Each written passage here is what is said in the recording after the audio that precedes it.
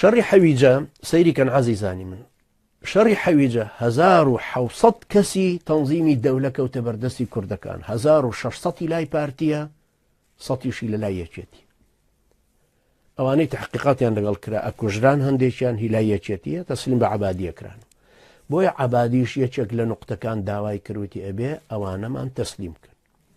زیاد لە 9 ئەندام لەو 100 ئەوەندە هەزارە لەو 1700 9 ئەندام لەوانن کە مؤسسینی ئەوائلی تەنزیمی دەولە لە کادرە پێشکەوتەکانی یەکەمن.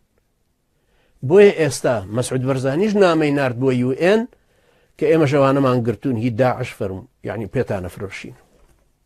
ئەگەڕیاندن بە دادگا لەسەر مەسەلەی یەزیدیەکان بۆی لەم لاشەوە خۆی مرەشەح کاتەوە بۆ ئەوەی دیفاع لە یەزیدیەکانەکە بەرامبەر بە پەکەکە کە لە مەیدانە دیفاعیان لێکات. ئەمەش هەمووی ئالمە و سالمەیەکی ترە بە مقدسات و بە کەرامەتی ئینسان و بە حقوقی ئینسان و بە دین و بە مەزهەب و بە ئینتیمای قەومی و بە کوردایەتی و بە خەبات و خوێنی خەڵکەکە. بۆیە پێویستە واجبی ئێمە ئەوەیە کە ڕۆشنبیر بین و ڕۆشنبیریش بکەین. هۆشیارکردنەوەی خەڵکەکەمان زەروری.